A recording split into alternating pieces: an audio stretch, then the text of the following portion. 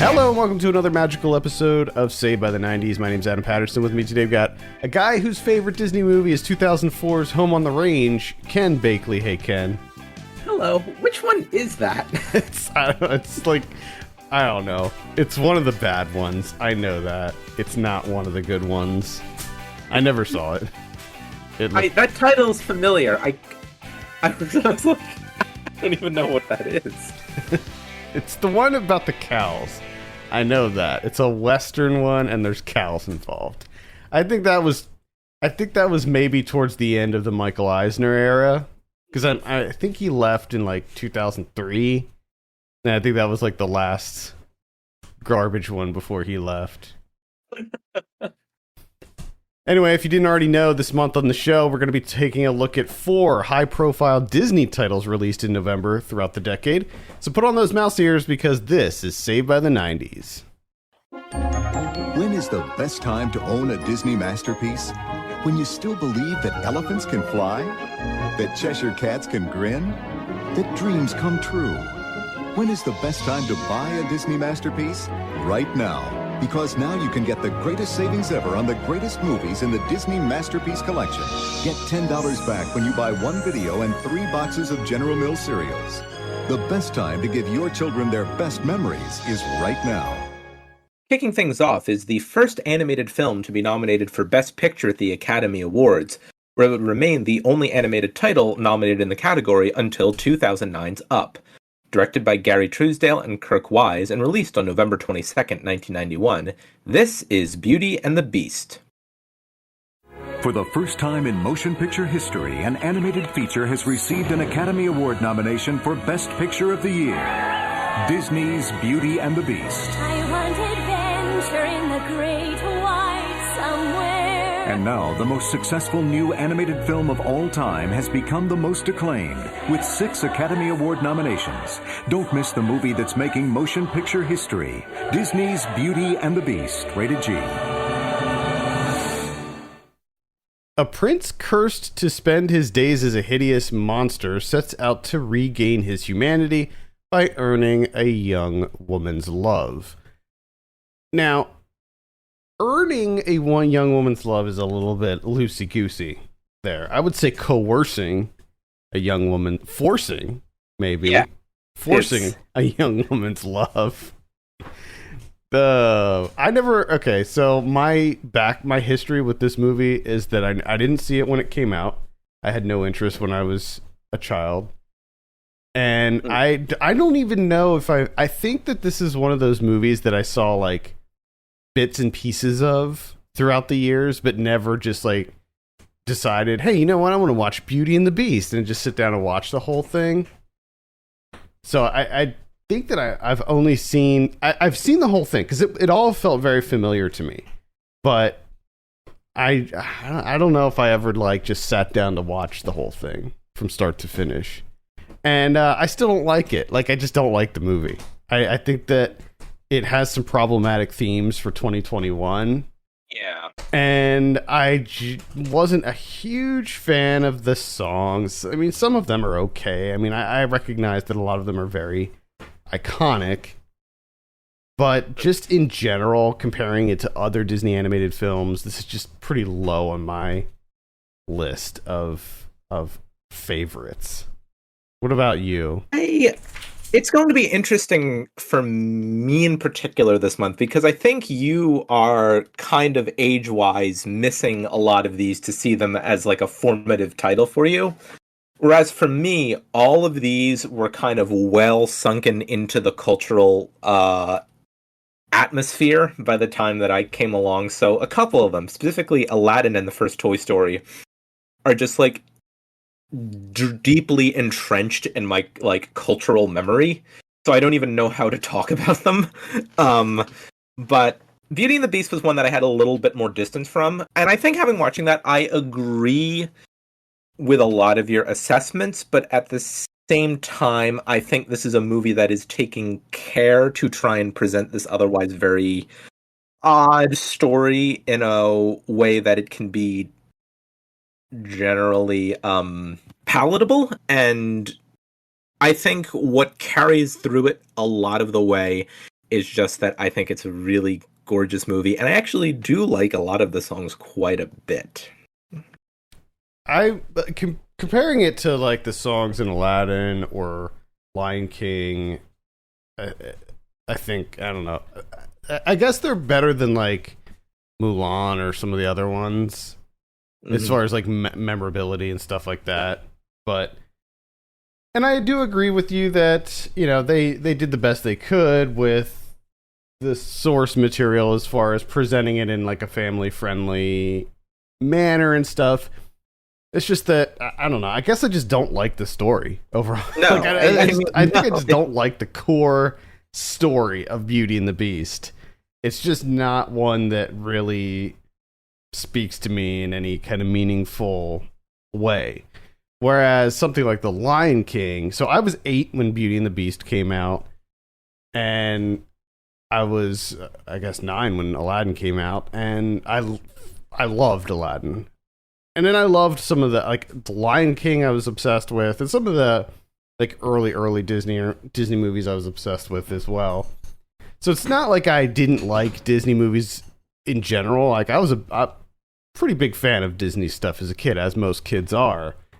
I even liked The Little Mermaid. I remember seeing The Little Mermaid in theaters. In fact, I think it was like one of the first movies I actually remember seeing in the theater. I was very, very young when that came out. And I remember, like, just being in awe of Little Mermaid. Yeah, I again, I feel like I don't even have like that delineation of journey. We're just kind of in an era, what we're talking about this month, of Disney movies that were famous enough and entrenched enough that there are just some that I happen to be just like, I would have to rewatch them to actually be able to talk about them, even though I know them quite well. Like, I think we'd especially get that if we were talking about The Lion King this month. Yeah, and I think that I think that nostalgia plays such a huge factor in these movies. Like Beauty and the Beast, using that as an example, I don't feel any nostalgia for it because I didn't like it as a kid, and I had no interest in seeing it as an 8-year-old. And watching it now, I'm just like, yeah, you know, it looks good. I think that on a technical level, this movie was doing a lot of really cool stuff, and I'm sure that one of the themes that we can discuss this month is the CG aspect, because this was, I believe, the first Disney feature that incorporated CG into its 2D elements. So you have these, like, you know, the really that grand like ballroom scene where that's actually done in CG, and you can tell. You can definitely tell that doesn't necessarily fit with the rest of the aesthetic of the movie, but they were kind of dabbling at that point, and that's something that comes back with Aladdin too. They do it a little bit more in Aladdin with the cave, but yeah, on a technical level, I think it's great, and I think that the animation is incredible. And you know, one thing that I was reminded of when watching these movies is that, like, how much I love classic hand-drawn, you know, 2D animation, and it's something that we just don't get anymore. And it looks so good. Like, the movements are so fluid, and everything just looks so amazing and iconic, just classic. And we just don't get that anymore. And I think it's sad. Yeah, but there, I think what helps it overcome maybe some of the structural problems it could have is just, I mean, even to the degree of maybe you have misgivings about the story or the songs or just the general vibe of it, is just this kind of like open sincerity to the way that the entire thing looks, and just kind of feels in telling its story. I think you contrast that. I mean, obviously, it's from Disney. It's a product that was, you know, going to be executed with the idea of, you know, joining that kind of great Disney franchise collective. But compare and contrast this to the live-action remake from about 4 or 5 years ago, which I didn't see. No, I didn't see almost all of it, and the reason I put it that way is I believe I saw about the first 10 minutes of it on I believe I saw about the first 10 minutes of it on Netflix, and I was just so exhausted by it. It was just so there's just something so dead and dispiriting about like doing a shot for shot remake or what it felt like of an animated film in live action and adding absolutely nothing to it, and it was just so it just brought me into such incredible despair that I literally couldn't get past 10 minutes of it. The last one of the live action ones I saw was The Jungle Book, and I actually liked that. But all of the other ones, like Dumbo, Aladdin, like none of them, even though did I see The Lion King? I don't think I saw Lion King. But just none of them looked like they added anything to the story. Like why does it exist? Like, I'm not sure why it's necessary for it to be, when the animated one is like a classic in the case of like most of these. But yeah, I don't know. One of the things that I thought was interesting, I'm sure that the version, so they added, because while I was watching it, everything felt familiar except one scene, and that's the Human Again song, where they finish the one song and then they go right into this Human Again song, and I'm like, I'd never heard this song before. I was like, there's just no way. And I looked it up, and it turns out that they added that whole sequence in later for the special edition and for the IMAX version. So I never remembered that whole sequence where they're like cleaning up the castle and stuff. Never heard that song before in my life, so that was kind of interesting. They originally removed that sequence because of pacing issues, which I totally agree. However, there's a lot of weird stuff, like time-wise, in this movie. Like, the thing about my relationship with this movie is that it's not one that I am as intensely familiar with as some of the other ones we'll be talking about. So I've seen it before, but it's just, yeah, I'm going to assume that when I've seen it before, it probably is with that scene in it, but it just is just part of how I think about the movie, so I didn't even really consider that tidbit at all. Yeah, it's interesting that they do that. In fact, on the IMDb page, there's like all kinds of changes that they made, of course, to this. Like many Disney movies, just lots of changes. You can't just leave it. No. So yeah, I recognize Beauty and the Beast as being a an iconic one, and it also sort of ushered in a golden era, if you will, for Disney. So Michael Eisner took over in, I believe it was like 1983 or 85, somewhere around there, and he really started revamping everything, because prior to this, Disney was like not doing great as far as their movies. They did like a kind of a string of not super well known, like Black Cauldron and stuff. And then when Michael Eisner took over and did like they did like Little Mermaid. I mean, they had like a string of hits. This is definitely a Disney animation that's on a pretty pronounced upswing. Yeah. So like, I mean, like the Fox and the Hound and The Rescuers, like these are all movies that, are held near and dear to many people's hearts. But at the same time, when they were released during those years, they weren't like, super popular. They weren't super successful, especially with Black Cauldron. That one, I don't even think I've seen that. And Oliver and Company too, which was like that came out right before Little Mermaid, and that was not very well received, although I liked Oliver and Company a lot. And I think that's the big thing with Disney movies, is that it's that nostalgia factor. It's hard to criticize them if you grew up watching them over and over and over again, and they've been ingrained in your mind. It's kind of hard to step away from those memories as from watching them as a kid. Yeah, I'd say on a level, just the Disney brand, I think, knows that it has a lot of leeway and leverage in its overall conduct as a company, because just that name and just that association gives it this like borderline unassailable place of nostalgia between basically every living American generation by this point. Oh yeah, definitely.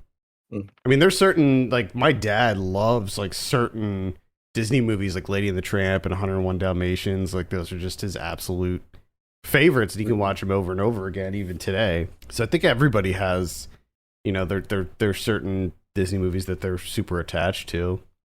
But unfortunately, Beauty and the Beast is not one that I'm attached to, and I just didn't care about it, and I didn't really enjoy rewatching it. I did enjoy watching it. I like the animation and stuff, but Yeah. I don't know. I was not. I just wasn't that into it. I liked Angela Lansbury. Oh yeah, she is. She's very good in this. I think the music is just a really good snapshot of this. I think now pretty well established as like a great, famous composer and lyricist pairing of Menken and Ashman. Mm-hmm. I actually did earlier today watch the documentary on Disney Plus about Howard Ashman, which is interesting on a baseline level, as in telling you about his life, but is not terribly engaging or deep when talking about the details of his life and work. That's how all those Disney things work. Yeah. They keep everything very sugar-coated and surface level. Or not even like sugar-coated. I wasn't like hoping to peel back the curtain on I don't know, some secret about Howard Ashman, but it was just like a degree to which there was perhaps a lot about how he worked and kind of just this entire way of thinking about his life through his music that the movie doesn't really touch on at all. But what I will say about it is that it definitely gives the impression of someone who just had this. I mean, for me, as someone who struggles through even the simplest sentences I try to utter on this podcast, just a remarkable knowledge and foresight about how to piece words together, which is kind of just the baseline requirement of a lyricist, but just someone who had this incredible vision and command at just the use of words and sounds and how they carry. Like, there are moments in the documentary where people talk about how he would like tell people specifically how to stress like words and parts of words in comparison to the other words around them. And I think you do see that in the way that there's just really, really fine, superb craft to just how all of these musical numbers are woven through the film. I think that part of it for me was the fact that I've been separated from the songs and this movie for quite a while now. And so going back into it was not as annoying, because back in the day, these songs, they'd play on the radio. Like these songs, like the Beauty and the Beast song would be on the radio, and you would just hear the songs nonstop, and it got annoying. And it was all just like so played out. But then revisiting it this time around, while I would say that I still think I like the music in Lion King and Aladdin more, it wasn't as bad as I kind of expected going into it. I wasn't as annoyed. The most beautiful love story ever told. Debatable. Debatable. Yeah, I don't know if I'd co-sign that. And that's the thing, is like I just wasn't buying this love affair between the Beauty and the Beast. Like it all felt like it happened in a day, over the course of like one day. The time frame on this movie is not really clear. Yeah, this is something that I didn't look this up, but because I don't care that much. But they talk at the beginning about the curse and everything, right? And they were like, okay, on his 21st birthday, if he doesn't find true love by his 21st birthday, he stays the Beast forever, right? Mm-hmm. So that means that he got turned into a beast when he was 10. And that means that he's 20 now. because they said that he's been like that for 10 years. So that witch turned him, or enchantress or whatever, turned him into the beast when he was only 10 years old. Like, how can you judge like a 10-year-old boy like that? And also, you have to think, like, okay, where's his parents? First of all, did they die? Did they, like, did he kill them? Did they leave? Because he's a prince. So where are the king and queen? Did they ever address that? Excuse me for a second. I'm trying to piece this together. Hold on a second. It's his 21st birthday, right? 21st birthday. Yeah. Yes. And he's been. They say somewhere in the movie they say that he's been cursed for 10 years. For 10 years specifically, but that sounds right. So yeah. It just doesn't make sense. Yeah, nothing about it. The timeline of this movie makes sense to me. Yeah. I'm sorry. I just held up the entire podcast because I was trying to parse that. But yeah, no. That does not make sense. I mean, if we're saying that if we're judging someone between when they're like 10 or 11 years old and telling them, if you're 11 years old and a psychopath, we're going to turn you into a beast, then you have to turn every 11-year-old into a beast. Exactly. And here's another weird thing. The beast is presumably aging because he's turned into the beast when he's 10. We now know this. And when he meets Belle, he's 20. He's about to turn 21. But everybody else, like the candlestick, the clock, they all seem to be the same age they were when they got turned into the objects. So none of them are aging, and yet Beast is aging, which doesn't make sense. Also, like, I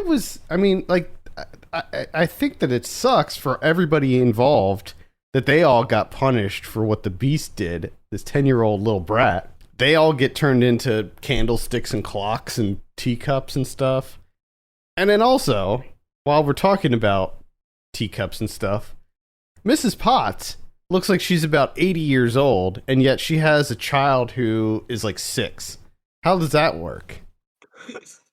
Chip is like 6 years old. Mrs. Potts looks very elderly. I do want to say that I've now started Googling this whole, was the Beast 10 or 11 years old when he was transformed into the Beast? And this is a point of contention among Beauty and the Beastologists online.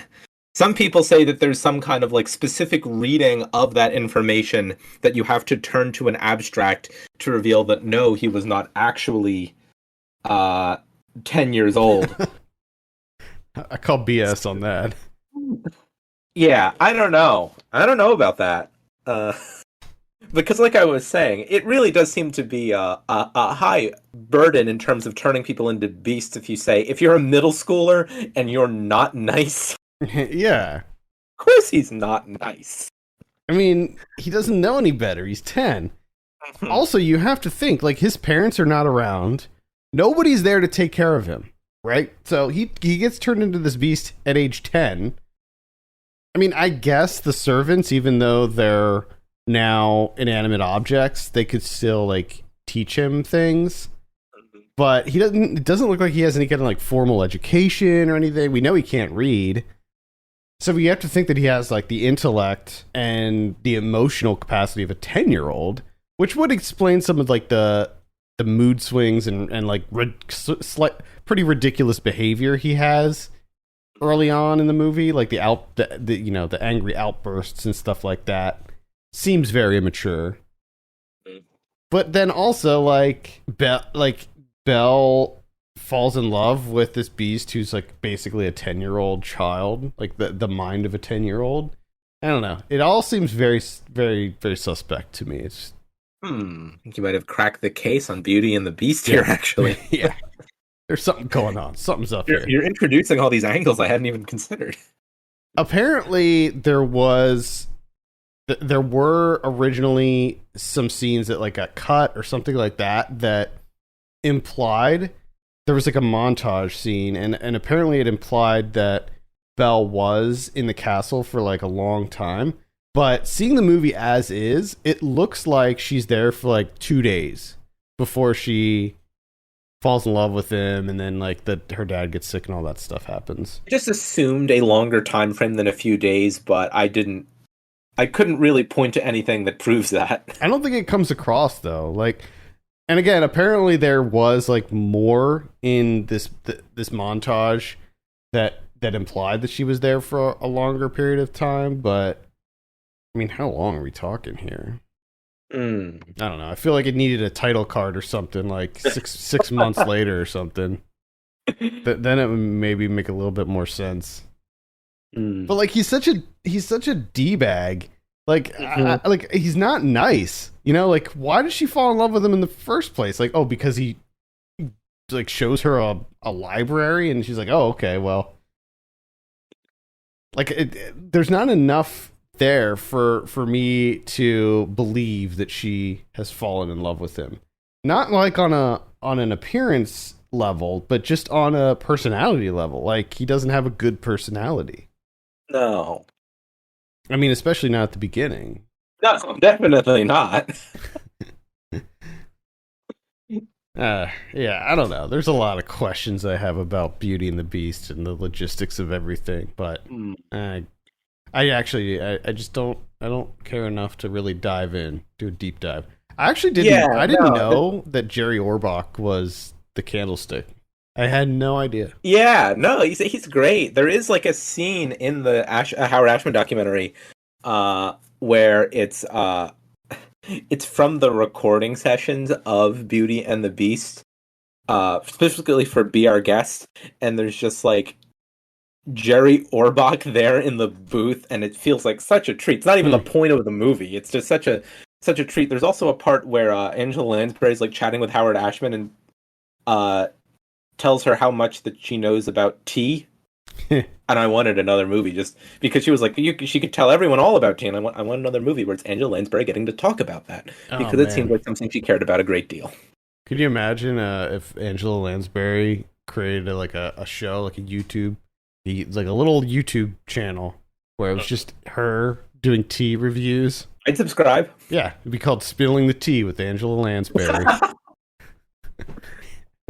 I can't believe it hasn't happened. We got so much different things over the last year of people just kind of making stuff at home with limited outside resources, and Angela Lansbury talking about tea felt like it should have happened. Yeah, we need to get on that. We need to talk to her people, pitch that as something. All right. Anything else before we move on? No, I'm just sort of fascinated by all of the observations you brought out. I didn't really think about that. I thought that maybe I just didn't have enough of an attachment to this movie that I might be able to kind of talk about it at more length or more detail, but apparently I do, because in hindsight, it just kind of slides through my mind all as one piece. Yeah. I mean, if we're going to talk, and we're about to talk about two movies that truly just slide through my mind all as one piece, so. Yeah, dude, the same for me too. So let's move on and talk about our next feature. So next up, we have the first animated feature to gross over $200 million at the box office, and currently it's the 10th highest ranked Disney film on the Rotten Tomatoes chart.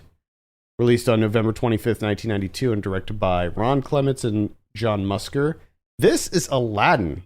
From Walt Disney Pictures, Aladdin's lamp was the most powerful force on Earth. So what'll it be, Master? But an evil sorcerer is determined to steal it. The lamp is mine. Not so fast, Jafar! Now, only the courage of Aladdin and the magic of the genie Hang on to your turban, kid! stand in his way. Get the lamp! Come on, Aladdin! It's Disney's all-new adventure classic, Aladdin, rated G. Starts Wednesday, November 25th. A kind-hearted street urchin and a power-hungry Grand Vizier vie for a magic lamp that has the power to make their deepest wishes come true. Well, I mean, it's the genie in the lamp that makes their... Anyway. Yeah, the lamp doesn't grant the wishes.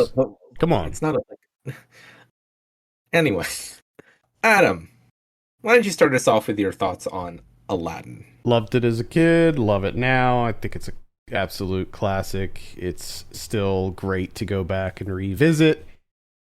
I don't know. I don't really have anything negative to say about Aladdin. There's some annoying stuff in it. Like I know it might be controversial to say, but I think sometimes the genie is annoying. I think Robin Williams is a little bit. I mean, it's great, and I love the character, and I love what he did, but I'm also like, just cool it a little bit here, guy. It's too much. Apparently, there's like 16 hours worth of content that they actually recorded for that. Like, when Robin Williams got in the studio, he was just going nuts, and like all of his stuff is ad-libbed. And I read that this actually got disqualified from was it adapted screenplay for the Academy Awards because of the amount of ad-libbing that Robin Williams did. It actually made it ineligible for a nomination. I mean, yeah, I think what's fascinating, and this is, I can't imagine an original observation, but I will say it because I think this is what I come away with this is what I come away with this movie with, is that every Disney film for the last several decades has kind of just had that big headline cast in it, not merely professional voice actors, but actors primarily from famous from live action or other mediums who will appear and voice characters in these films. But for very few of them, they feel like they're giving performances that somehow define the movie, that rise above kind of this Disney property that seems to exist as this one behemoth. And I think Aladdin is maybe the single largest exception to that. Yeah. You think about this as a movie with a Robin Williams performance headlining it. Yes. I would agree with that sentiment. That also reminds me of a point that I wanted to make about older Disney movies compared to newer ones, in that back then when they would be casting a Disney movie, it would be based on the voice of the person. They would very specifically pick people based on how they wanted that character to sound. And many Disney movies would have, one or two really big, famous non-voice actors in them, but they'd be primarily comprised of voice actors who, they were masters of that craft. And that's not really something you get anymore. Like nowadays, they just hire, big Hollywood actors. Yeah. And there's a constant disconnect there, because if, when you have Chris Pratt as 50 different characters, you don't hear that character anymore. You just hear Chris Pratt playing that character. Whereas like the guy, what's his name? Scott Weinger? Winger? I don't even know how to pronounce his last name. But when you hear him as Aladdin, like that is Aladdin's voice. You don't hear the actor, even though he's done a ton of different things. You hear you hear Aladdin. Like that's the voice you hear. And I think that it's a shame that Disney pulled away from kind of doing things that way. Yeah. There is kind of just that element to it now where, like I said, with the exception of the occasional performance that just takes on such a status of its own, it really doesn't make an enormous difference to how the movie is being put out to say, hey, we have A-list actor X playing this role, because that's really, I think, not how people think about these movies for the most part. I'm not going to go see a Disney movie because The Rock is voicing a character. Like that's not what I'm going to do there. Like I'm going to go see a Disney movie because I'm looking forward to the story, the animation, perhaps the music, whatever. It has nothing to do with who's voicing what character per se. So I don't know. I think it's a bummer that they do things that way now. But getting back to Aladdin, I think Aladdin is, this is during that when that time when Disney was just pumping out hit after hit after hit, and I think that this is no exception. The animation is incredible in this. I love the animation in this movie. It's like one of, to me, as the 90s wore on and into the early 2000s, the animation quality, at least in my opinion, starts to dip. And so for me, when I see like Beauty and the Beast, Aladdin, the Lion King, these are like the peak. And then from there, it just starts to dip down for me. Mm-hmm. But I mean, the music in this is incredible too. This is another one where like you would just hear A Whole New World on the radio like all the time. That's another thing. I don't know if that, like, I guess it does still happen. We saw Let It Go, like that was on the radio a lot, I think. Yeah, that was definitely that got a lot of radio play. So I guess it does still happen. Maybe just doesn't feel quite as prominent as it used to be. I still love Aladdin. I'm a little peeved that what they did with Aladdin, because they didn't really. I guess they did this with some of the other franchises, but with Aladdin specifically, they really. I guess maybe because it made so much money, but they did 2 sequels. They did a TV series, and like, it wasn't bad. Like, I didn't see any of the sequels, but I did see the TV series a few times, and the animation was good, but I really wasn't into it as a kid. And Robin Williams was not involved in any of the sequels or anything, except he did come back for the second sequel. So the story there is that Robin Williams got paid scale for this movie, and the reason is that there was sort of a deal where he agreed to get paid scale with the agreement that the genie would not take up more than 25% of the poster or any of the other marketing materials, and he wouldn't be featured prominently in the trailer, and that he would not be in any of the his voice would not be in any of the merchandising. That is always crazy to me when like a contract dispute comes down to like what percentage of the poster that their presence can be mentioned in. Yeah. Which I think is great when you look at it. Like, he was like, I don't want to be the one. He didn't want it to be his movie. He didn't want to steal the show. And I mean, it kind of became that way, though. Well, and that's the thing. Disney they didn't honor the agreement, and he got mad and felt betrayed by them. And he didn't work with Disney for many years as a result. And later on, there was like a public apology made, and they made up, and then he did come back for the second Aladdin sequel, which I didn't see. I didn't see any of the sequels, like I said, but yeah. So that's interesting. A little interesting factoid there. Yeah, I think there's a degree to which it just feels organic for Robin Williams' performance to become such a pivotal, like, crucial cornerstone part about how people think of this movie. And I do not think like Disney having to like shift into a different gear on advertising it was in any way necessary for it to happen. Yeah, I agree. I also like the music here, if we're going to talk about the music a bit more. This is also, I think, I'm guessing it's Ashman's last project before he dies from AIDS-related complications in 1991. And I mean, just the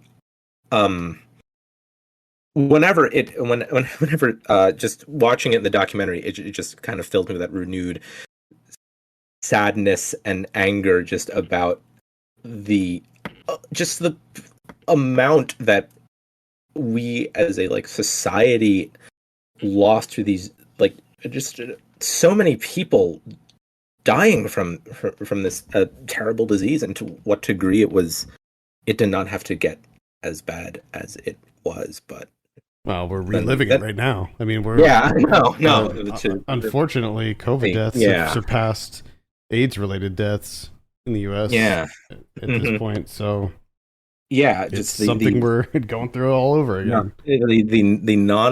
But in this case, just the knowledge of this, just the non-response that was often quite hostile and deliberate in nature. But yeah, so Ashman does do a few of the songs on here, but it's sort of interesting that in the songs that end up in the film, all of them have music by Alan Menken. I think about half have lyrics by Howard Ashman, and then the other half are by Tim Rice, who was brought in. Tim Rice doing the song for The Lion King around this time with Elton John. And maybe I'm kind of over finessing the point, but it somehow feels like if you, maybe just because you can look at a list and know it, but there's somehow how it feels to be kind of a different style of how you write a show tune for a Disney movie versus how Howard Ashman would write one and how Tim Rice ended up writing one. Like, there's just a different kind of energy to like Friend Like Me's and Prince Ali's of this movie versus like the ballady kind of whole new worlds, or even like Proud of Your Boy, which I think was and kind of a more, again, kind of an Ashman written ballad that just didn't end up in the original movie. You can kind of finesse that difference the more you look into it. But I think for the most part, it does kind of flow pretty well. I think it does. I like Gilbert Gottfried in here. I mean, he pretty much, like Robin Williams, just really owns that character of Iago, and he comes back and he did the voice for a long time. He did like in other properties, other things. Did he do I'm wondering if he did I'm not sure if he did the TV series, but I bet he did. I don't even have to look. It's also funny how like you look at some of these actors, like specifically the voices of like the Disney princesses, like Linda Larkin, who did Jasmine, or does Jasmine. She still does the voice. How it like that can be your career, like moving forward. Like once you voice one of those characters, like you can just do it in everything. I guess it'd be the same way with like Muppets or something like that. It is interesting the degree to which, just going back for a second when you mentioned Gilbert Gottfried, there has to be something to be said about how like Gilbert Gottfried's voice is so woven into like modern pop culture in some ways. Oh yeah. I think he's huge on Cameo right now. Like, I can believe that. Like I know that one of my coworkers got him to do a cameo. I mean, he's great. Did you see that? There was a documentary that came out about him a few years ago. It was really good. Oh no, I didn't. I think it was called Gilbert. Something. It was really good. It was a very interesting kind of like real in-depth look at him and like the real Gilbert. Mm-hmm. Yeah, he's a really interesting guy. When they make these like biographical documentaries, like the Howard Ashman one or this Gilbert Gottfried one, usually it's their one part of their name, and I can never remember whether it's the first name or the last name. It's usually the first. Yeah, it's usually the first. I kept thinking, no. It like for the Howard Ashman, I kept thinking it's called Ashman, right? But no, it's got to be called Howard. It just gives that more like, I guess, intimate, personal kind of. That's what they do. With it. Yeah. Impression. Which I don't think the Howard Ashman documentary really does earn its ability to just refer to its subject by his first name in the title. But. No, I think all those Disney Plus like behind the scenes documentary things, I think they're interesting, but they're all just so surface level. Very like surfacey, like this is what you would find just reading the first page of Google results on this person. Yeah, it's just like nothing but softball type stuff. Yeah, very basic. Or not even like softball, like even if I'm not like, just the sense that you wouldn't even know where to draw the line on what would be an overly complimentary documentary with some of these and what wouldn't be, because they don't go enough into their lives and the details of them to actually feel like you think, oh, I feel like I kind of understand more about this person's life and their work and their contributions to society and culture than I did when I was just reading kind of very short pieces online about them or something. Mm-hmm. Yeah. All right. Anything else to add about Aladdin? No, but it's a pretty good time. Yeah. If you haven't seen Aladdin, I would recommend you check it out. I think this is the podcast where we definitely do not have to emphasize, if you haven't seen this movie. Yeah. Because even if you haven't seen this movie, they're so entrenched in the culture that in many ways you basically have. Yeah. Have you seen the live? Did you see the live action one? No, I did not. No, I didn't either. So I can't comment on it, but it looked bad, so I was not interested. Just released, it's Disney's newest sing-along songs video. Now your kids can learn all the words to their favorite songs from Disney's smash hit Pocahontas. Just around the river bend. It's not only a must-own for everyone who loves Pocahontas, it also features songs from other Disney classics, like The Lion King, Pinocchio, and Cinderella. So give your kids something to sing about. Make Disney's newest sing-along songs video featuring songs from Pocahontas and other Disney classics part of your collection. Our third title this month is Disney's first foray into a fully CG feature film and the first collaboration between Disney and the Steve Jobs-owned animation studio Pixar. Hitting theaters on November 22nd, 1995 and directed by John Lasseter, this is Toy Story. Okay, everybody, coast is clear. This holiday season, It's showtime! turn on your imagination That's using the old noodle. when toys come to life. Boo, boo, boo! Walt Disney Pictures presents the first ever computer animated feature film. Code Red, we are Code Red. To infinity and beyond. Toy Story. Rated G. A cowboy doll is profoundly threatened and jealous when a new spaceman figure supplants him as top toy in a boy's room. It's funny to read that synopsis now, like after Toy Story is like become so popular and ubiquitous and everybody knows all the characters and stuff like that. How you read a synopsis like this that's like so generic and nondescript. Yeah, it's like it feels like when you look at that description that you want to, your instinct is to say that it's not accurate. Yeah, But it's not inaccurate. Yeah, it's correct. It's just, I don't know. It reads weird after knowing everything there is to know about Toy Story, which is like most people know everything about Toy Story at this point. Yes. We're not going to turn over any new stones on the Toy Story discourse here. No, I don't think so. Yeah, I love Toy Story's great. Yeah, I love Toy Story. I loved it when I was younger. When I saw it, I was 11, I think, when this came out. Loved it. Love it now. Still great. Still holds up. I was more curious about this one in that I wanted to see how the animation held up because, this is 1995 CG here. So we've talked about 90s CG a ton on this show, and more often than not, it's very rough. But I will say it's pretty good in this movie. Yeah. Like, I mean, especially for 95. Like, I mean, Pixar, they were on another level as far as like the CG. Like, nobody was even close to rocking out what they were doing with the level of detail and lighting and all of that stuff. Like, they did such an incredible job here. Now, not everything was amazing. Like, the humans in this look absolutely ghoulish. Like, they look horrific. Anytime there's a human involved. I was about to say that there are definitely times when you can tell that this is very 1995 CG, and that is why. Yeah.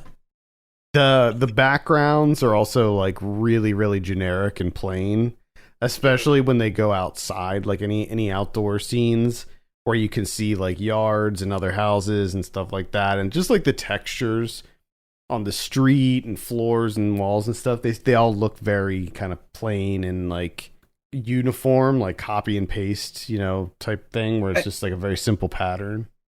I mean, as many artists have intentionally tried to parse over the last, couple decades, there is something of uniquely like uncanny valley disquieting about just like a particularly generic like CG animated setting. It feels like the more you would wander into the background of any of those settings, you'd wind up in like some kind of like surrealist horror movie. Yeah. But for every one of the sort of early CG trappings that you have here, you have some really good stuff. I mean, like, The character movements are all like really impressive for 95. The textures on the toys themselves look good. Like every toy looks like it's made of plastic or whatever kind of material that specific toy is made out of. So they do a really good job with that, and like I think that they really just nailed the characters, like the main, like the core characters. I think they did a really good job with, and I think a good testament to that is when you see the later Toy Story movies and compare the characters to the first one, and how the look of them has not really changed over the years. Like they still look like they have this kind of uniform look to them, and I think that goes to show you that they were pretty far ahead of their time when the first one came out, because they didn't have to like add more articulation to them or like make them look more glossy and detailed. Like they'd already had those characters established in such a way that they could continue bringing them back without having to like overhaul the design or whatever. Yeah. But I think this movie, I had a friend who I'm not going to name him, but because he might be embarrassed, but he's 3 years older than me, and so he was like 14 maybe, and he freaking loved Toy Story, and he had like Toy Story sheets and like all the action figures and stuff. And I'm like, dude, you're like 14 years old. Like you seem a little too old for the sheets and the pillows and stuff. But he loved Toy Story, man. I agree that the bedspread sounds like it's a little bit much on that level, but still, it's hard not to love Toy Story. It is, yeah. I do want to add a little modification to the comment I made about Robin Williams and Aladdin and the rarity of individual actors in one of these films feeling like you could associate it with, like you think of it as one of their films. Strangely, for Toy Story, I associate it with two actors pretty easily, but they're not exactly the same two that get the most dialogue. Like, obviously, Tom Hanks. Mm-hmm. But second is, I've got to say, once I think about Tom Hanks' performance, the next one I probably think about is Wallace Shawn as the Tyrannosaurus. Yeah, as the T-Rex. Yes. Yeah, I mean, he's incredibly notable. I mean, he's notable in everything he's in. I mean, you immediately know that voice. Yeah, let's be clear. This is a Tom Hanks performance in here, and then there's like a Wallace Shawn performance in here, and then I'll think about like Tim Allen as Buzz Lightyear, maybe like fourth or fifth. This is not to say that it's a bad performance, but come on. It's Tim Allen. Got Wallace Shawn as a dinosaur. Yeah, I mean, like, the thing is, like, the Buzz Lightyear character is just not... Yeah. It's just not as colorful and fun as Rex, or even Don Rickles as Mr. Potato Head. I mean, like, come on. Don Rickles. And Jim Varney as Slinky Dog. Yeah. Jeez, Ernest. We got Ernest in this movie. And Ernest was in Toy Story 2 as well. Before and then I think he was in that Atlantis movie, or no, that was he was in that Atlantis movie, which was a Disney movie that most people forget was even something that existed, because that was back when Disney started to fall off pretty hard before he passed away in 2000, unfortunately. Rest in peace, Jim Varney. Mm-hmm. And then you have John Ratzenberger as Ham, the piggy bank, who, he's great. He's really great too. Great cast, just great cast all around. Oh, yeah. Great movie. I mean, I love Toy Story. I love the whole series, which is kind of an interesting statement considering I did not see Toy Story 2 up until this podcast. So, yeah. I will say, I am deeply, deeply familiar with the first Toy Story.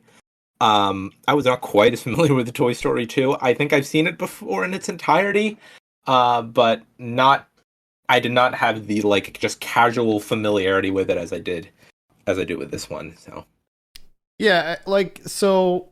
We're going to be talking about Toy Story 2 as our next movie, so maybe we can just kind of put them both together since we're talking about them back to back, and just kind of wrap both of these into one. Mm-hmm. With Toy Story 2, it's not like I didn't want to see it or wasn't interested. I don't know. It came out in 1999, and I guess I just didn't get around to it. And then it was one of those things that just once it left theaters, like it just left. I just didn't get around to seeing it. I did see 3 and 4 in the theater. I loved 3. I thought 3 was absolutely incredible. That was one of the other movies that was nominated for Best Picture. I think that was after. So Up was 2009, and then Toy Story 3 was nominated for Best Picture in whatever year that came out. 28. I don't even remember what year that was. What came out again? Toy Story 3. Toy Story 3 was turned in the decade 2010. 2010, okay. Which is, I think, deserved, because I thought that Toy Story 3 was the best one of all of them. That was like the one year when they expanded Best Picture where they went to a hard 10 nominees. And yeah, and it got in. And they're going back to that.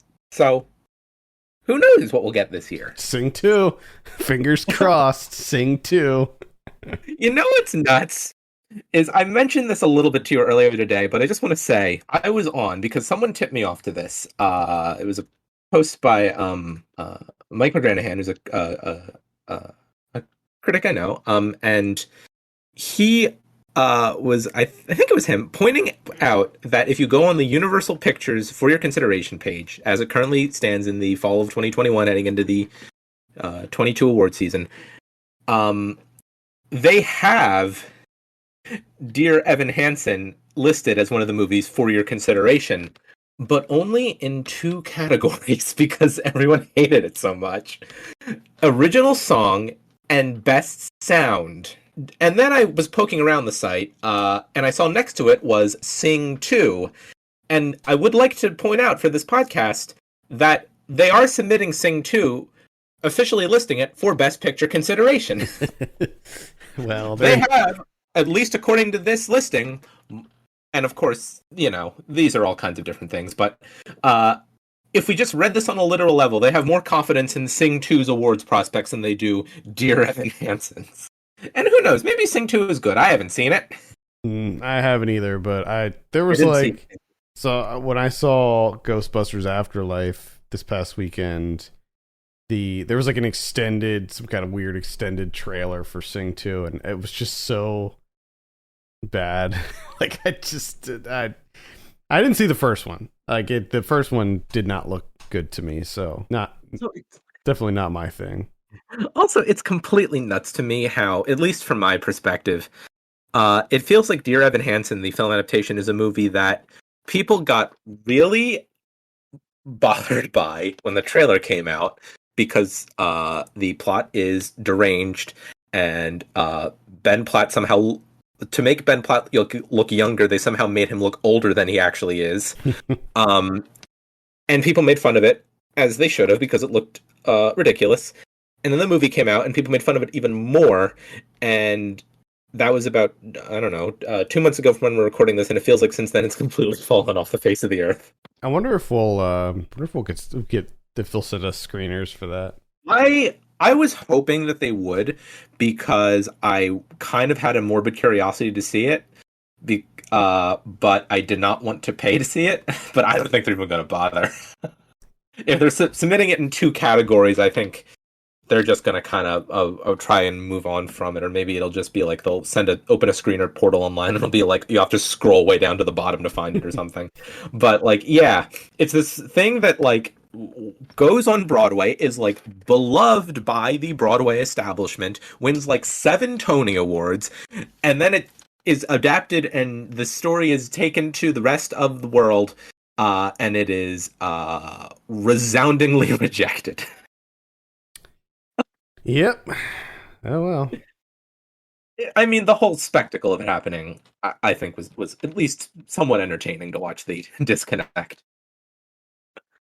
So I'm looking at this Rotten Tomatoes list for top Disney movies here, I'm not even seeing Toy Story. I don't know if maybe they didn't consider the first two Toy Stories. It must not have been. So the first two Toy Stories were still when Pixar was a separate company. So those are actually not on this list. They were, I think, like distributed by Disney or something, but Pixar was separate at that. Disney purchased Pixar in like 2006 or 7 or something like that, I think. Yeah, 2006. Yeah. So the first two Toy Stories were actually not like proper Disney movies. I mean, they were distributed by Disney though, right? It was like a They weren't separate, right? They were still Disney, but it was just. Yeah, I mean, it's one of those things where it's kind of hard to directly finesse, but yeah, it's distributed officially. It's listed here by Buena Vista, which is just now the Disney theatrical distribution arm. Did you ever? But it had a different name at that particular moment in time. Did you ever see that infographic of Disney, like all the companies that Disney owns? Yes, I have. Holy cow! If you guys haven't seen that infographic and you want to like feel, I don't know what, sick, disgusted, like scared, look at the Disney infographic where it shows all of their like subsidiaries and like other companies and everything. It's wild. They own so much. Highly upsetting. And it should not be allowed. No, it shouldn't. It really should not. Getting back to Toy Story 2, I actually don't have too much to say about it. Being a first-time watch, like, I enjoyed it, but by this point, I was already so, like, familiar with the characters, even the new characters, where you have Joan Cusack as Jessie, and I was not familiar with Kelsey Grammer as the prospector. He was the other kind of new character that was brought in. Mm-hmm. You know, like it. I don't know. It was fine. Like I enjoyed this. I don't actually have too much to say about it. It was a fun adventure. The animation in this one compared to the first Toy Story was significantly better. Like, even though it was only 4 years later or 5 years later, it. When did the first one? 95? Okay. 95. Yeah. 95 to 99. Yeah, so even though it was only 4 years later, I felt like the technology had advanced quite a bit. Mm-hmm. And they made a Bug's Life in between this one too, I believe. And I'm not sure if anything else came out in between those two. It might have been. There might have been one other one. But I also distinctly remember Pixar saying that they would never do a sequel, that the studio was only going to be producing original movies, and then like 4 years later they put out Toy Story 2. I think that was a or maybe they said that after Toy Story 2 that they weren't going to do any more sequels, and then they broke that again with Cars 2. I don't know. Yeah, there's nothing between Toy Story 1 and A Bug's Life. I guess that's the only time they've gone like 3 full years between movies. Yeah, I mean, now they crank them out every year. Yeah. Which is wild if you think about it. Like, yeah. That there's like pretty much a yearly Pixar movie. Mm-hmm. I think that the Pixar output has been sort of falling off for me. Like the last few years, I have not been really interested at all in the Pixar movies. I don't know. I feel like they need to take a break, get some new ideas, work on something big, something like special, you know? You know what's bad? You know what one of the Pixar films I can remember seeing in theaters from an early age is, because I'm still a baby by any objective standard, is Cars. One that like started the franchise that everyone makes fun of now. I never saw Cars. I never saw any of the Cars movies. Like, I thought that they all looked really bad. so I never Yeah, I never watched. I never watched have not any of actually them. bothered to rewatch. I've only seen the first Cars. I have not bothered to rewatch it in a long time. I do remember that there was a Cars video game, I think for the Nintendo Wii, with just a bunch of like kind of not very interesting mini games in it. And I do remember playing that. I remember just taking one of the games, and just kind of using it as basically just one of those like. I turned it into like a driving simulator game where I just didn't do any of the objectives, and I just enjoyed the way that it could relax my jumbled kid brain. Like funny. I just created what now like all of the different simulator like Anodyne simulator games do. Yeah, I play Power Wash Simulator. That's what I do to like relax. I got Gas Station Simulator too, but that's a little bit more. It's a little bit more hectic, so I prefer Power Wash Simulator. And then I also Computer Repair Simulator is not. Or what is it called? Maybe I don't know if that's the name of it. It might be just called PC. I don't know. Whatever. That one's not as good. But Power Wash Simulator is very therapeutic. It's very relaxing. It sounds like it would be. Yeah, you just clean up dirty stuff. It's Anyway, going back to this. I would be remiss if I didn't discuss the transition in Disney from 2D animation to CG, and this happened in the 90s for the most part. I mean, once Toy Story dropped, that was it. Like the precedent had been set. It was, there were other 2D movies, but see, the thing is, like, they were bad. So you had like Tarzan and movies like Tarzan didn't do very well. I don't know, actually. Tarzan might have been still when it was pretty good. I wasn't interested in Tarzan. I thought it looked bad, and I never saw it. But you had like Lilo and Stitch coming out in 2002. Mulan was still when things were good. Emperor's New Groove, which was not. It looks like it was pretty well received critically, but I know that it did not make a lot of money. It was like financially not great for Disney. Hercules, and I feel like compared to the movies that were released earlier in the decade, these were all kind of like more minor. And I also think that this is when the animation started looking cheaper, at least to me.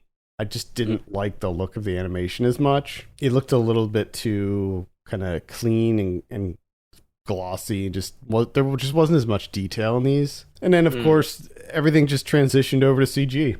And then that's what we have now. The last 2D animated Disney movie was The Princess and the Frog, which was in 2009. I didn't see it because I thought it looked really bad. I didn't. And by looking bad, I mean I thought that the animation looked not good, but I don't know. I wish that Disney would just go back to making 2D animated movies. Yeah, it's just a look that is very easy to get tired of, I guess. It is fatiguing. Because I mean, especially with like the recent stuff that Disney has been putting out, because it all looks the same now. Like there's that Aya, the one, and then Luca, and like all these movies, whether they're Pixar or the Disney Animation Studio, they kind of look the same at this point. Like there's no distinction between the two. And while I still think that there's a lot of really great movies that are coming out on the Disney Animation side and the Pixar side, like I really loved Wreck-It Ralph. Pretty much all the Pixar stuff, the earlier Pixar stuff I really liked. I liked Moana. I did not see Frozen, so I did. I heard it was good. It was good. I mean, I haven't seen it since when it was out, or shortly after it came out, so I can't tell you much about it, except I remember liking it. Interestingly, the number 3 movie listed on Rotten Tomatoes for Disney animated movies ranked. Number 3 is Zootopia, which seems really weird to me that that would be number 3. Now, again, there's no Pixar movies on this list, and but Zootopia, like I liked Zootopia a lot. I thought it was great, but number 3, Pinocchio's number 1. The Many On the range is number 59. Yeah, there you go. What is the last? Jungle Book 2. I almost in the script I almost wrote the Jungle Book 2, but I decided not to. Jungle Book 2 is the last number 70. I also remember when Planes came out. Planes in 2013, and I remember that it came out in theaters, and I was like, I can't believe that this is not a straight to DVD release. It was in theaters for like a day. It was so bad. Apparently, so apparently Planes has a 25% approval rating on Rotten Tomatoes, but Planes Fire and Rescue has a 44% approval rating on Rotten Tomatoes. So technically Planes and Planes Fire and Rescue joins the list of movies where the sequel is more well regarded than the original. You're right up there with Godfather Part 2. Yep. As we all know, the great sequels that improve on the original include Godfather Part 2, Paddington 2, according to some Toy Story 2, and Planes Fire and Rescue. Oh boy. Which, by the way, I haven't mentioned this. I really like Toy Story 2 as well. Yeah, Toy Story 2 is great. It's great. It is. It really is.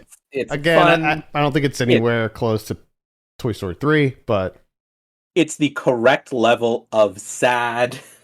Yeah, I mean, I like as far as comparing 1 and 2, like I think that they're on the same level. I think that in many ways 2 is a better movie, but I think that because 1 was just breaking such new ground, it was just a much simpler. They kept it a lot more simple as far as like the story. Very like it zips by. I mean, people always like talking about efficient short movies, and I think Toy Story usually a lot of these films usually come up, but Toy Story especially, it's like 75 minutes without credits. Yeah, I think that probably that 75 minutes took them many hours and years probably to develop, because it was just something that was just so new. Mm-hmm. Doug's first movie is number 68 on the list. What a shame. We covered that on the show. It didn't that didn't feel like a theatrical film, honestly. Like, let's be real. That Doug's first movie felt like a TV show. Brother Bear is number 66. Brother Bear I primarily know from the trailer was in front of a lot of the Disney VHSs from the era that I watched over and over again growing up, but I don't think I ever saw it.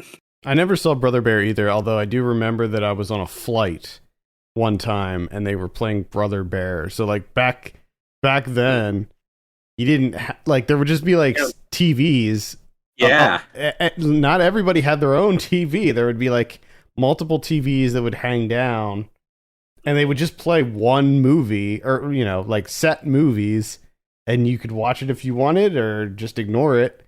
And yeah, I was on a flight and they played Brother Bear and Spice World, the Spice Girls movie. That's a good pair. I can't remember if it was the same flight, or I don't think so. And I don't remember if it was like the same trip or where I was even going, but I just remember Brother Bear playing and me not watching it, and then Spice World and me watching 5 minutes of it and then taking the earphones out. I kind of had a similar thing. When I was in high school, we did like a big field trip to Washington, D.C. On like a bus that had like the same thing. Like you could play one movie and the screens would come down and you could watch it. And I think both ways for us, they just had one movie and it was Forrest Gump. And I know people have different takes on Forrest Gump. I remember liking Forrest Gump when I was little, or however old I was when I saw it for the first time. And I don't even know. I can't even talk about like the political discourse from Forrest Gump, because all I know is by the time I had to see all or some part of it like twice in one day between like the South Jersey and Washington D.C. and back, I hated Forrest Gump by the end of that day. Like a lot of movies have this kind of revisionist history where they are much held in higher regard than when they first came out. Like Space Jam is one that just immediately comes to mind, and I think Forrest Gump has the opposite, where people like loved that movie, like that was the best movie ever, and now people are starting to like feel like act like they never liked Forrest Gump. Because it's actually not a good movie. So yeah, I'm the same. I feel the same way. Like whenever it came out, however old I was, I liked it too. 94. So I was 10 when Forrest Gump came out. I liked it, but now I can't imagine. I honestly can't imagine ever sitting down to watch Forrest Gump again willingly. I think another movie that probably fits in that category. I think there was like a whole piece on it like a year or two ago in one of the major like pop culture publications. It was like a feature article, like thousands of words long, talking about the like complete cultural collapse of reputation of Sam Mendes' 1999 like Oscar sweep movie American Beauty. Oh yeah, for a lot of reasons. Oh yeah. That one, for a lot of reasons, I think that one will be like people will just purposely forget about that one. Yeah, like it's gotten to the point where your kind of brain just kind of starts to melt if you even try and think about it now. Yeah, I can't imagine. Can't imagine going back to and I will be honest, I really liked that movie when it came out. Like I was all very well regarded when it came out. Yeah, I was like all about that movie when it came out, but now I honestly can't imagine watching it for multiple reasons. I mean, you have to laugh just because of how awkward it is to think about it now. Yeah, I mean, and not like mainly the spacey thing, but there's just other the whole vibe of the movie. Yeah, just the whole narrative of that movie does not work. It's in this completely climate.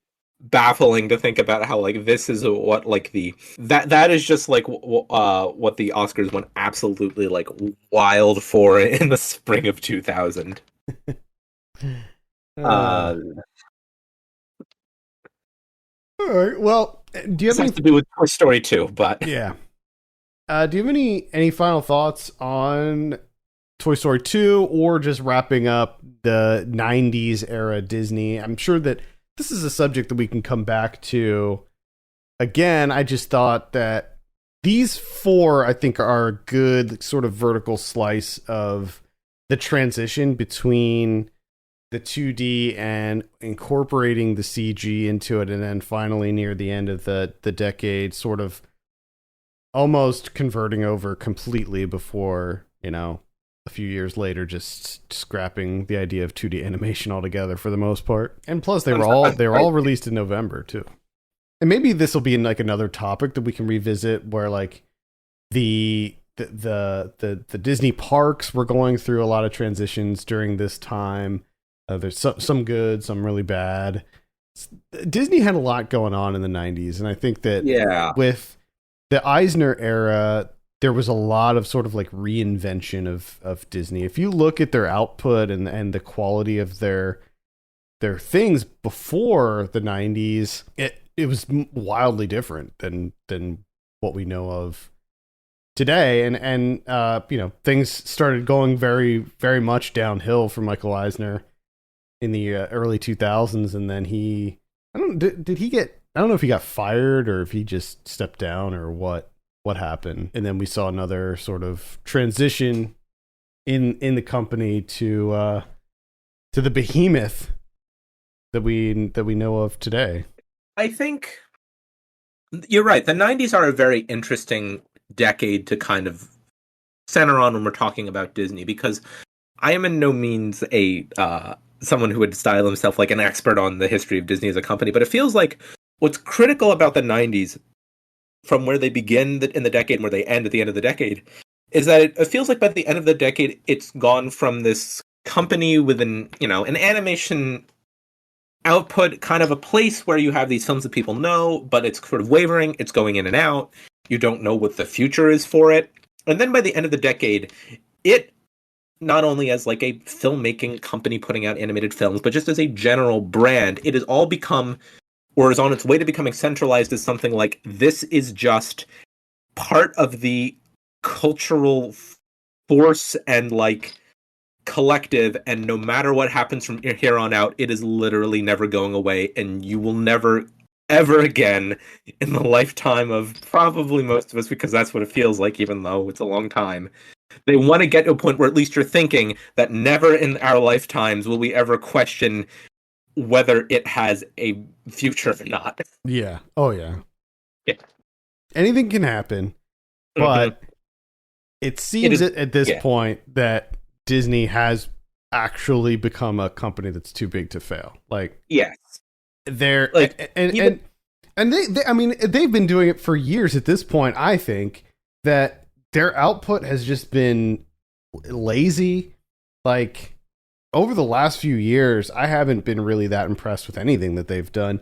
I think that actually, I do kind of take that back, because I think that some of their Disney Plus shows are actually creative and unique. Like The Mandalorian, I think was great, and some of the WandaVision I thought was really interesting. Not anything typical of what we've seen them do with the Marvel properties in the recent past, but for the most part, like especially like the theatrical movies, like they all just feel so cookie cutter, so like formulaic. Like they have this template that they're using now, and I think you can say the same thing about the Pixar stuff as well. And they've just been putting it out just over and over and over, and I mean, it's just they're just printing money, and there's like they're doing it because they can do it. Like they don't have to think outside the box or do anything like super creative anymore, because it's just doesn't matter. Like they're making money. They're just making money hand over fist. So, and I think it's really sad. And I think that not only does it affect like Disney and like the quality of animation that we've seen from them, but I think that it also affects just media in general. Like this year has been, at least for me, it's been a really rough year for movies. Like as far as like the big kind of Hollywood style movies, like there's been like maybe 5 movies that I've actually liked. And I feel like it's because everything is just so samey. Like everything is just the same stuff, and it's just all so boring to me now. Yeah. And I think it's a real shame.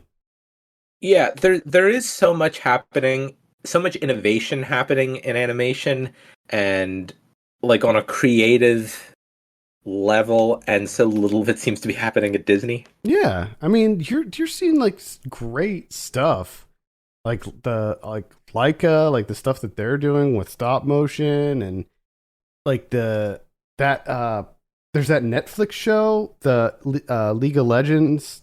That animation style is so cool, and like so there are insanely creative people out there that are doing amazing things with animation, but Disney is definitely not one of them. They just seem to be just playing it safe, just doing the generic CG stuff.